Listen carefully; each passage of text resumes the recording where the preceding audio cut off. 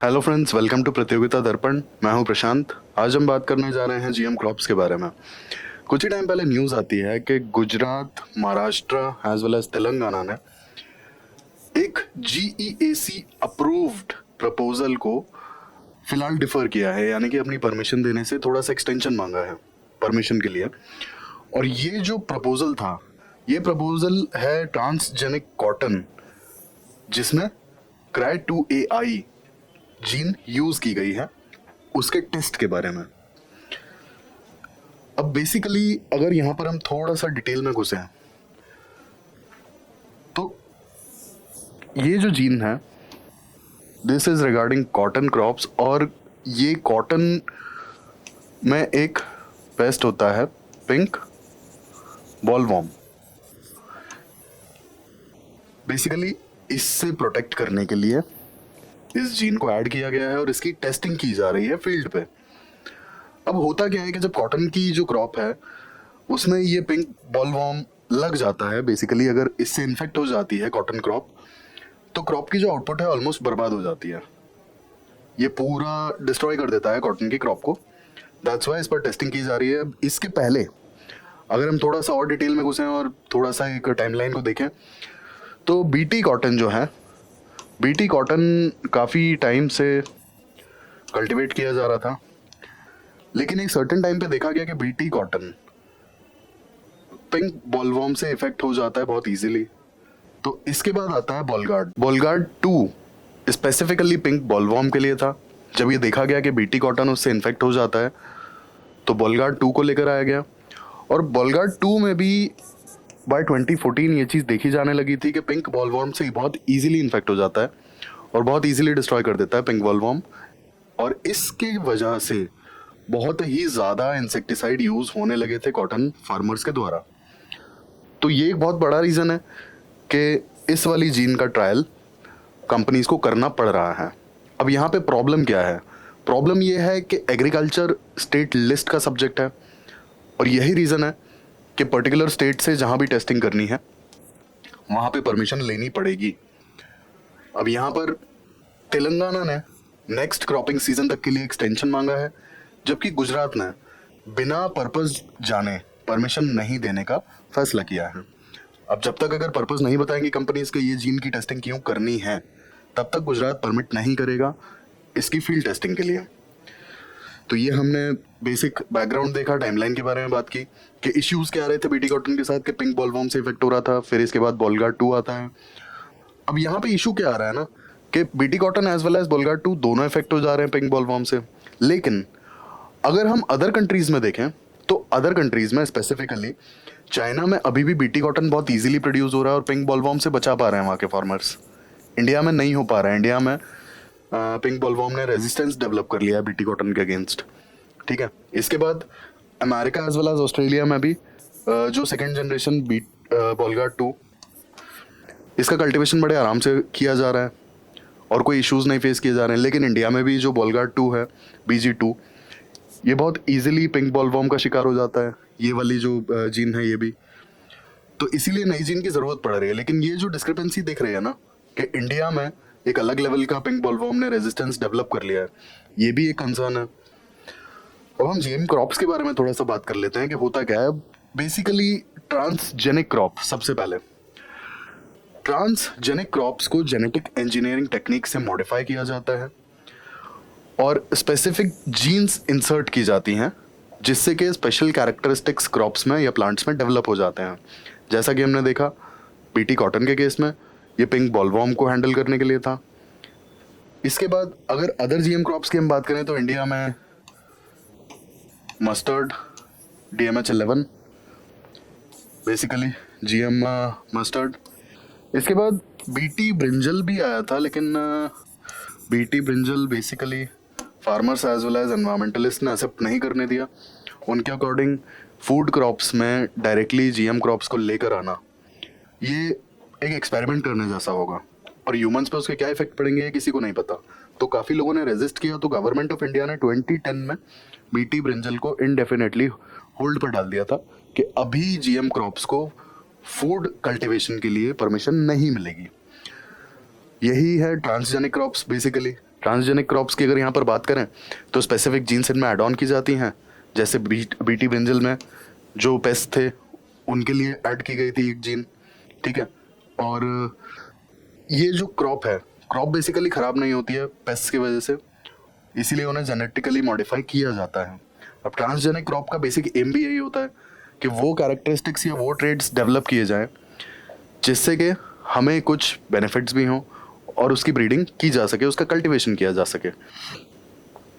Additional gene जो हम add करते हैं वो हम अपने बेनिफिट के लिए ही करते हैं। अब यहाँ पे अगर हम डिफरेंस देखें कि क्या डिफरेंस है GMO crops as well as I mean genetically modified crops में और ट्रांसजेनिक क्रॉप्स में, इनमें डिफरेंस क्या है, तो होता क्या है ना कि जो आपकी जीएमओ क्रॉप्स हैं, जीएमओ क्रॉप्स ये जेनेटिकली इंजीनियर्ड होती हैं, जेनेटिक मॉडिफिकेशंस इनमें होती हैं। ट्रांसजेनिक क्रॉप्स भी जीएमओ क्रॉप्स ही होती हैं, बस इसमें एक सिंगल डिफरेंस है कि इनका जो जीन या फिर डीएनए सीक्वेंस जो इनमें ऐड होता है ना, वो एक डिफरेंट स्पीशीज का होता है, बस इतना ही डिफरेंट है। जीएमओ क्रॉप्स बेसिकली आपकी जेनेटिकली इंजीनियर्ड होती हैं, ट्रांसजेनिक क्रॉप्स भी आपके या फिर ट्रांसजेनिक ऑर्गेनिजम्स भी आपके जेनेटिकली इंजीनियर्ड ही होते हैं। बट ट्रांसजेनिक क्रॉप्स की एक खास बात है कि जो जीन ऐड किया जाएगा वो डिफरेंट स्पीशीज का होगा, दैट्स इट। इसीलिए सारे ट्रांसजेनिक ऑर्गेनिजम्स जीएमओ हैं, बट सारे जीएमओ ट्रांसजेनिक नहीं है। डिफरेंस इज कि आपने किसी भी तरह का जेनेटिक इंजीनियरिंग टेक्निक यूज करके कोई मॉडिफिकेशन किया तो वो ऑटोमेटिकली जीएमओ होगा, ठीक है। और ट्रांसजेनिक में भी आप ये मॉडिफिकेशन ही कर रहे हो एक तरीके से, तो सारा ट्रांसजेनिक आपका जीएमओ हो सकता है, लेकिन सारा जीएमओ ट्रांसजेनिक नहीं हो सकता। और क्यों नहीं हो सकता? क्योंकि आपने जेनेटिक मॉडिफिकेशन किया जेनेटिक इंजीनियरिंग टेक्निक्स को यूज़ करके, लेकिन क्या ज़रूरी है क्या कि आप जो जीन ऐड कर रहे हो वो अलग स्पीशीज़ का हो? इसकी कोई गारंटी नहीं है ना। आप नॉर्मल मॉडिफिकेशन भी तो कर सकते हो, सेम लाइक जीन या फिर सेम ऑर्गेनिज्म की जीन में भी आप थोड़ा सा मॉडिफिकेशन कर सकते हो rather than adding a gene from a different species. तो इसीलिए सारे जीएमओ ट्रांसजेनिक नहीं है, बस यही डिफरेंस है। ये अब हमने डिफरेंस देख लिया transgenic crops as well as GMO का। अब हम इंडिया के स्टेटस की बात कर लेते हैं कि इंडिया में क्या इशू है जीएम क्रॉप्स के और क्या स्टेटस है। अब जो बीटी कॉटन है ना या फिर जीएम कॉटन है, ये इकलौती जीएम क्रॉप है जो कमर्शियली कल्टिवेट की जा रही है इंडिया में। हालांकि जेनेटिक इंजीनियरिंग अप्रेजल कमेटी ने जीएम मस्टर्ड को, DMH11 उसकी वैरायटी है, जीएम मस्टर्ड को परमिशन तो दे दिया, लेकिन अभी इसका कमर्शियल कल्टीवेशन शुरू नहीं हुआ है, फर्स्ट ऑफ ऑल। सेकेंडली, काफ़ी सारे लोग सुप्रीम कोर्ट में ये केस डाले हुए हैं, जैसा मैंने आपको बीटी ब्रिंजल के केस में बताया था, सेम यहाँ पर भी चल रहा है कि ट्रांसजेनिक फूड क्रॉप्स इनके ह्यूमंस पे क्या इफेक्ट होंगे ये किसी को नहीं पता है। That's why many people are against it. तो इसीलिए जीएम मस्टर्ड का अभी तक कमर्शियल कल्टीवेशन शुरू नहीं हुआ है। अब अगर हम रेगुलेशन की बात करेंगे जीएम क्रॉप्स कैसे रेगुलेट की जाती हैं, तो इसका जो एक्ट है जिसके तहत जीएम क्रॉप्स को रेगुलेट किया जाता है वो है एनवायरमेंट प्रोटेक्शन एक्ट 1986। अब जीएम क्रॉप्स का बेसिकली मतलब क्या है? एक नई वैरायटी, एक जेनेटिकली मॉडिफाइड वैरायटी को एनवायरमेंट में इंट्रोड्यूस कर रहे हो, तो ऑब्वियस सी बात है कि एनवायरमेंट पर ही उसका खतरा होगा। इसीलिए जो जीएम क्रॉप्स है इनका रेगुलेशन होता है एनवायरमेंट प्रोटेक्शन एक्ट 1986 के तहत। और जो परमिशन देती है कमेटी वो है जेनेटिक इंजीनियरिंग अप्रेजल कमेटी। ये हेड की जाती है minister of environment, forest and climate change. ये इसे चेयर करते हैं इस कमेटी को, और ये कमेटी ही परमिशन देती है कि कोई भी जीएम क्रॉप किसी एडवांस स्टेज में जाएगी या नहीं जाएगी, उसका कमर्शियल कल्टीवेशन स्टार्ट होना चाहिए या उसे परमिशन भी बेसिकली ग्रांट करनी चाहिए कि इस पर टेस्टिंग की जाए और इसके रिजल्ट सामने लाए जाएं। क्योंकि होता क्या है कि यहाँ पे 2 से 3 स्टेजेस में काम होता है। पहले कि बेसिक टेस्ट हुए लैब्स में कि हाँ भाई एक पर्टिकुलर जीन से हम कुछ अचीव कर सकते हैं। उसके बाद एक स्मॉल लेवल पे फील्ड टेस्ट इसका किया जाता है। वहाँ पे जेनेटिक इंजीनियरिंग अप्रेजल कमेटी उसे अगर परमिशन देगी तो उसका स्मॉल लेवल पे फील्ड टेस्ट किया जाएगा, बहुत ही छोटे लेवल पे, और अगर फेवरेबल रिजल्ट्स मिले तो इसके बाद थोड़ा सा मास लेवल पे इसका प्रोडक्शन होगा। मास पे मतलब ऐसा नहीं है कि कुछ बहुत ज़्यादा या ओवरऑल कंट्रीज का प्रोडक्शन होगा। डिफरेंट जोग्राफिकल कंडीशंस या फिर डिफरेंट तरह की सॉइल्स में, डिफरेंट स्टेट्स में और डिफरेंट तरह के क्लाइमेट में इसका कल्टीवेशन किया जाएगा स्मॉल लेवल पे। शायद वो हार्डली 1 एकड़ या ½ एकड़ में किया जाए। उसके बाद अगर रिजल्ट्स फेवरेबल मिलेंगे तब फाइनली उसे GEAC परमिट करेगा, कमर्शियल कल्टीवेशन के लिए भेज दिया जाए। आफ्टर अप्रूवल फ्रॉम GEAC यानी कि जेनेटिक इंजीनियरिंग अप्रेजल कमेटी। अब यहाँ पे एक खास बात और है कि जेनेटिकली मॉडिफाइड जो फूड क्रॉप्स हैं, ये food safety and standard authority of India के रेगुलेशंस के तहत भी इन्हें परफॉर्म करना पड़ता है। अगर ये FSSAI का किसी रेगुलेशन या किसी रूल को वायलेट करती हैं तो इनके कमर्शियल प्रोडक्शन पे क्वेश्चन मार्क लग सकता है। जैसा बीटी ब्रिंजल के केस में हुआ था, बहुत वैलिड और बहुत क्रेडिबल रिजल्ट्स नहीं थे, दैट्स व्हाई उसे अभी तक, आप सोचिए 2010 में बीटी ब्रिंजल फर्स्ट टाइम आ गया था, इसके बावजूद भी 2023 तक भी कमर्शियल कल्टीवेशन की परमिशन नहीं मिली है। तो GM फूड क्रॉप्स का काफ़ी इशू रहता है, उसके ह्यूमंस पे क्या रिजल्ट्स होंगे, क्या इफेक्ट्स होंगे, बिना क्रेडिबल रिजल्ट्स के कमर्शियल कल्टीवेशन की परमिशन नहीं दी जाती है। अब acts and rules which are governing the regulation of GM crops in India, पहला मैंने आपको बता दिया एनवायरमेंटल प्रोटेक्शन एक्ट 1986, दूसरा आता है बायोलॉजिकल डाइवर्सिटी एक्ट 2002, तीसरा आता है plant quarantine order 2003, GM policy under foreign trade policy, drugs and cosmetic rule, 8th amendment 1988। अब प्रोसेस क्या होता है, बेसिकली इसको भी हम जान लेते हैं कि ट्रांसजेनिक क्रॉप्स का क्या प्रोसेस होता है। तो सबसे पहले एक जीन को इंसर्ट किया जाता है, जेनेटिक इंजीनियरिंग के थ्रू एक जीन को किसी भी क्रॉप में इंसर्ट किया जाता है, ठीक है। फिर सीड्स बनाई जाती हैं, ठीक है। और सीड्स बनने के बाद देखा जाता है कि इसके बेनिफिट्स क्या हैं। अब यहाँ पे science as well as chance दोनों ही इन्वॉल्व हैं। ऑब्वियस ही बात है कि आप जो जीन इंसर्ट कर रहे हैं, क्या फेवरेबल रिजल्ट आपको मिल पाएंगे, वो आपको रिजल्ट आने के बाद ही पता पड़ेगा, मास प्रोडक्शन के बाद ही पता पड़ेगा। देन इसके बाद सेफ्टी असेसमेंट किए जाते हैं ओपन फील्ड टेस्ट के थ्रू। जैसा कि मैंने आपको बताया कि लैब्स में जो टेस्ट हैं सिर्फ उन्हें क्रेडिबल नहीं माना जाता है, ओपन फील्ड टेस्ट किए जाते हैं, सेफ्टी असेस की जाती है किसी भी क्रॉप की। अब safety as an environmental safety, indigenous crops को या इंडिजिनस प्लांट्स को कोई उससे नुकसान ना हो, वो सारी चीज़ें भी देखी जाती हैं, ठीक है। अब ओपन फील्ड टेस्ट जो होते हैं ICAR के प्लॉट्स में किए जाते हैं। ICAR पूरी निगरानी करता है उन चीज़ों की, ठीक है।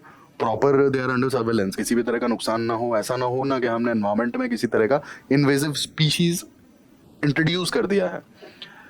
तो ये सारे इश्यूज को देखते हुए ICAR बहुत ही कंट्रोल्ड मैनर में अपने प्लॉट्स पे अंडर लाइक स्ट्रिक्ट सर्वेलेंस ये सारे टेस्टिंग, ओपन फील्ड टेस्टिंग करवाता है।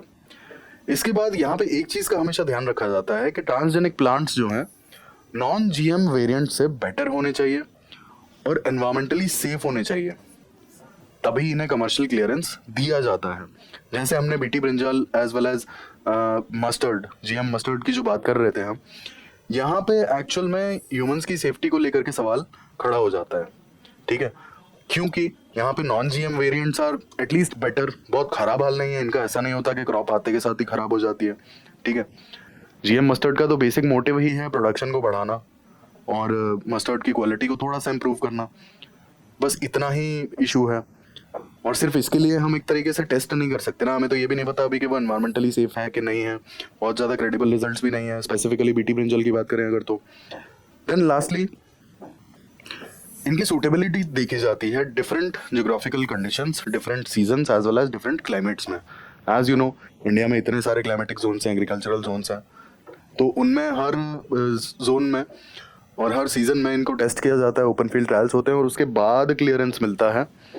और आफ्टर लाइक मेकिंग श्योर कि ये एनवायरमेंटली सेफ है, किसी तरह का इन्वेजिव स्पीशीज़ हम इंट्रोड्यूस नहीं कर रहे हैं अपने एनवायरनमेंट में, और हमारी जो domestic as well as indigenous जो स्पीशीज़ हैं उन्हें किसी तरह का नुकसान नहीं होगा, ये चीज़ें हमें इंश्योर करनी पड़ती हैं। और ये काम है जेनेटिक इंजीनियरिंग अप्रेजल कमेटी का। वो सारे रिजल्ट्स देखने के बाद, सारे टेस्ट और ओपन फील्ड रिजल्ट्स को एनालाइज करने के बाद कमर्शियल कल्टीवेशन की परमिशन ग्रांट करता है। और उसमें भी अगर कोई प्रॉब्लम आती है, कोई इशू आता है, तो supreme court is always open to hear. GM crop से काफ़ी बड़ा इशू है। अब सिग्निफिकेंस की अगर हम बात करें तो यहाँ पे सबसे पहला सिग्निफिकेंस आता है safer as well as affordable vaccines. अब वैक्सीन के मास प्रोडक्शन में जो भी फार्म इनपुट चाहिए, ठीक है, जो भी लाइक फार्म प्रोड्यूस यहाँ पे यूज होता है, काफ़ी ज़्यादा हेल्पफुल रहा है GM क्रॉप्स की वजह से। और इसी कारण से affordable vaccine as well as safe vaccine का प्रोडक्शन काफ़ी अच्छे स्केल पर हो पा रहा है। सबसे पहला इसका बेनिफिट ये है। दूसरा, वीड्स को कंट्रोल करने में काफ़ी हेल्पफुल रहती हैं GM क्रॉप्स। तीसरा, इंश्योरिंग फूड सिक्योरिटी। अब होता क्या है ना, जैसे हमने जीएम कॉटन की बात करी, BT cotton as well as हमने बीटी ब्रिंजल की बात करी, तो दोनों जगह एक चीज़ कॉमन थी, यहाँ पे पेस्ट अटैक की वजह से क्रॉप डिस्ट्रॉय हो जा रही है, ठीक है। और पेस्ट अटैक की वजह से अगर क्रॉप्स डिस्ट्रॉय होती हैं तो सबसे बड़ा क्वेश्चन मार्क आता है फूड सिक्योरिटी का। अगर हम जीएम मतलब जेनेटिकली मॉडिफाइड फूड क्रॉप्स को लेकर आते हैं तो कहीं ना कहीं वो हमारी फूड सिक्योरिटी को इंश्योर कर सकती हैं। क्यों? क्योंकि पेस्ट अटैक को झेल सकती हैं वो, सबसे पहला। दूसरा, हाल फिलहाल में ड्रॉट रेजिस्टेंट वैरायटी पे काफ़ी ज़्यादा रिसर्च चल रही है, स्पेसिफिकली राइस और मेज के केस में, कि कैसे ड्रॉट रेजिस्टेंट क्रॉप्स को बनाया जाए। अब इसकी ज़रूरत क्या है? बेसिकली इसका सबसे बड़ा रीज़न है climate change and the resulting uneven rainfall patterns. अब क्लाइमेट चेंज की वजह से जो रेनफॉल वेरिएशन आ रहा है, और जैसा कि हम देख रहे हैं कि आजकल जो प्री मॉनसून शावर्स हैं वो भी काफ़ी कम होते चले जा रहे हैं, तो काफ़ी ज़्यादा ड्राई हो जाता है और जो टॉप सॉइल का मॉइस्चर है ऑलमोस्ट नेग्लिजिबल। बिना मॉनसून की बारिश आए सोच ही नहीं सकते हैं कि हम फार्म की प्रिपरेशन कर सकते हैं, और काफ़ी ज़्यादा प्रॉब्लम्स भी होती हैं। और इसके बाद कई बार बहुत लंबे ड्राई स्पेल्स भी देखने को मिलते हैं। तो इसकी वजह से ड्रॉट रेजिस्टेंट वेराइटीज़ पर हाल फिलहाल काफ़ी तेज़ी से काम हो रहा है, और इसका रीज़न सिर्फ और सिर्फ ये है, फूड सिक्योरिटी। अब आप सोचिए कि अगर कल दिन को आज अगर बारिश ठीक ठाक हो रही है, आज से 10 साल बाद अगर क्लाइमेट चेंज की वजह से बारिश और भी कम हो जाती है, क्योंकि हम देख रहे हैं कि एक्सट्रीम वेदर इवेंट्स बढ़ते जा रहे हैं, मतलब बारिश का जो डिस्ट्रीब्यूशन है ना वो दिक्कत दे रहा है। कहीं पे बहुत ज़्यादा बारिश हो जाती है, कहीं बिल्कुल नहीं होती। इसके बाद जहाँ पे नॉर्मल बारिश होती भी है वहाँ एक ही दिन में बहुत ज़्यादा बारिश हो जाती है और अगले 10 दिन बिल्कुल नहीं होती है।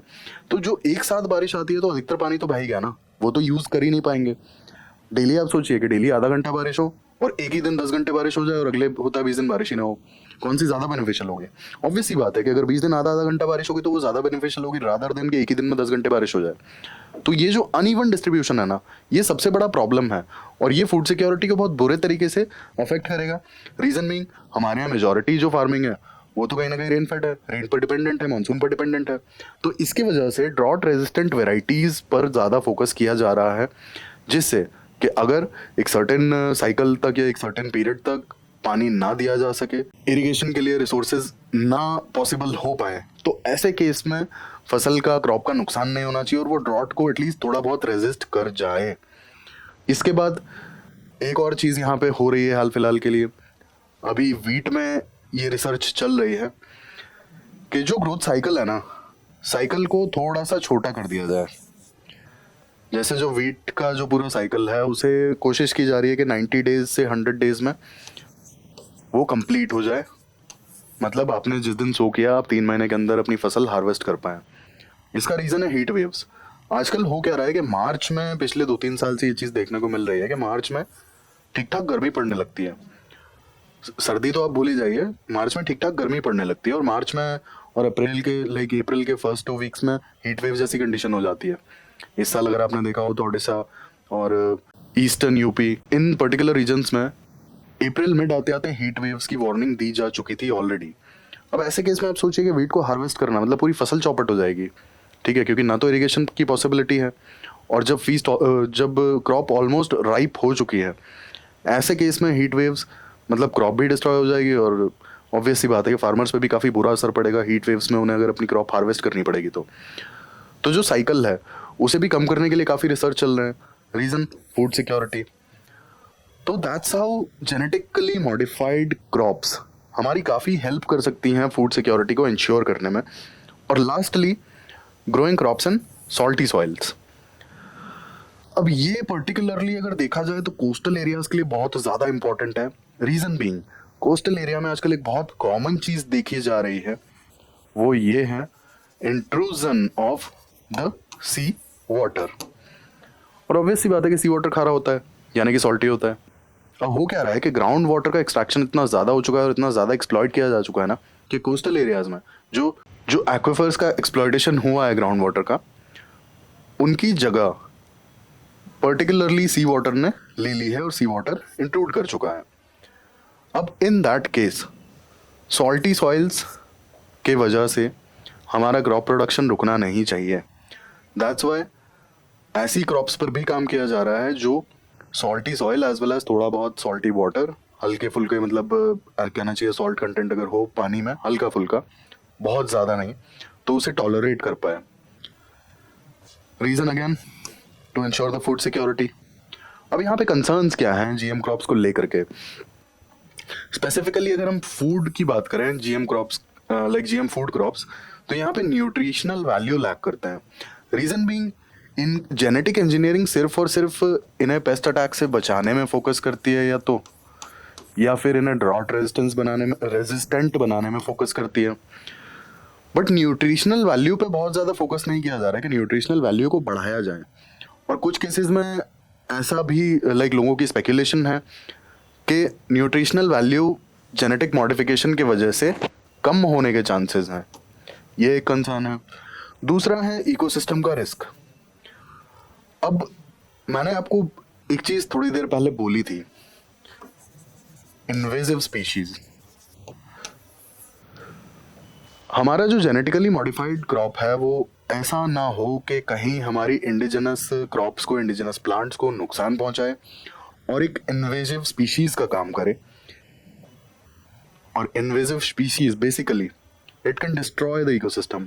जो इंडिजिनस स्पीशीज हैं उन्हें काफ़ी ज़्यादा नुकसान होगा, उनके सर्वाइवल का इशू हो सकता है। तो इस चीज़ को इंश्योर करने के लिए ही कभी भी GEAC कमर्शियल कल्टीवेशन के लिए बिना क्रेडिबल टेस्ट रिपोर्ट्स के परमिशन नहीं देता है। कमर्शियल कल्टीवेशन की परमिशन इतनी आसानी से नहीं मिल पाती है। ये एक बहुत बड़ा रीज़न है, risk to ecosystem. Then allergic reactions. अब काफ़ी लोग होंगे ऐसे जो बहुत नॉर्मल क्रॉप्स ही प्रेफर करते होंगे, उन्हें हो सकता है पता भी ना हो, और ये रिजल्ट्स आने के बाद पता पड़ेगा और कमर्शियल प्रोडक्शन के बाद ही पता पड़ पाएगा। If people are allergic to GM crops, जब वो कंज्यूम करेंगे तभी तो पता पड़ पाएगा। तो ये भी एक बहुत बड़ा कंसर्न है।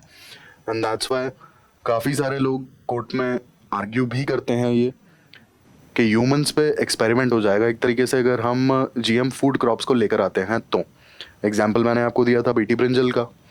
Lastly endanger the animals. अब कई बार क्या होता है कि आपका जो क्रॉप हार्वेस्ट होता है तो उसके बाद कुछ रिमेन्स रह जाता है, ठीक है, और वो एनिमल्स कंज्यूम कर जाते हैं। अब GM क्रॉप्स के केस में हमें नहीं पता ना कि वो किस एनिमल पे क्या रिएक्शन देगा। हमने तो सिर्फ अपना पेस्ट या फिर अपना ड्रॉट रेजिस्टेंट अपनी क्रॉप को बना दिया, बाकी चीज़ों के लिए तो हमारे पास कोई क्रेडिबल रिजल्ट्स हैं ही नहीं ना। तो ये भी एक बहुत बड़ा इशू है कि एनिमल्स को भी काफ़ी खतरा हो सकता है इससे।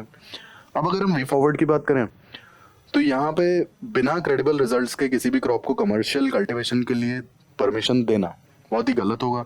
तो जो टेस्ट रिजल्ट्स हैं वो बहुत एक्सटेंसिव होने चाहिए, और जो GEAC है उसे इन चीज़ों का काफ़ी ध्यान रखना होगा।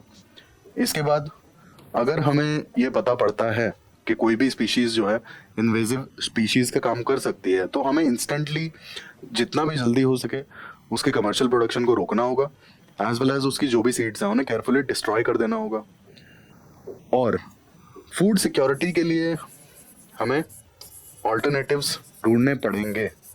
जिस हिसाब से क्लाइमेट चेंज हो रहा है तो हम सिर्फ एक बात पे टिके नहीं रह सकते कि ह्यूमंस पे इसका क्या असर होगा, और उसके ख़राब इफेक्ट्स भी हो सकते हैं। इसलिए हम GM फूड क्रॉप्स को परमिट नहीं करेंगे। बेसिकली हमें अपनी फूड सिक्योरिटी को ध्यान में रखते हुए जेनेटिकली मॉडिफाइड क्रॉप्स को ऑप्ट करना होगा, लेकिन कंडीशन सिर्फ ये होगी कि हमारे पास प्रॉपर टेस्ट रिजल्ट्स उसके होने चाहिए। ओपन फील्ड टेस्ट से पहले बहुत क्रेडिबल रिजल्ट्स हों। ओपन फील्ड टेस्ट बहुत ही ज़्यादा एक्सटेंसिव होने चाहिए। हर एक पैरामीटर पे उसे हमें स्क्रूटिनाइज करना होगा। इसके बाद ही हम उस कमर्शियल कल्टीवेशन की परमिशन दे पाएंगे। तो ये हमने डिस्कस किया GM क्रॉप के बारे में और जाना कि क्या इशू आ रहा है हाल फिलहाल। जैसे फिलहाल जो नई जीन है तो ये पिंक बॉलवॉर्म के लिए इंट्रोड्यूस की जा रही है और उसी की टेस्टिंग के लिए परमिशन मांगी गई थी। और हमने देखा कि कैसे इंडिया में पिंक बॉलवॉर्म जो है वो इवन बॉलगार्ड भी रेजिस्ट नहीं कर पाता है। पिंक बॉलवॉर्म का इतना ज़्यादा रेजिस्टेंस बढ़ गया है कि सेकेंड जनरेशन GM क्रॉप भी कॉटन की उसे रेजिस्ट नहीं कर पा रही है, रोक नहीं पा रही है। इसीलिए एक नई जीन की ज़रूरत पड़ी।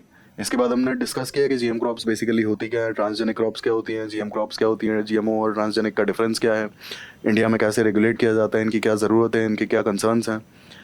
ऐसी इन्फॉर्मेटिव वीडियोज़ के लिए हमारे साथ जुड़े रहिए। Thank you, thanks for watching.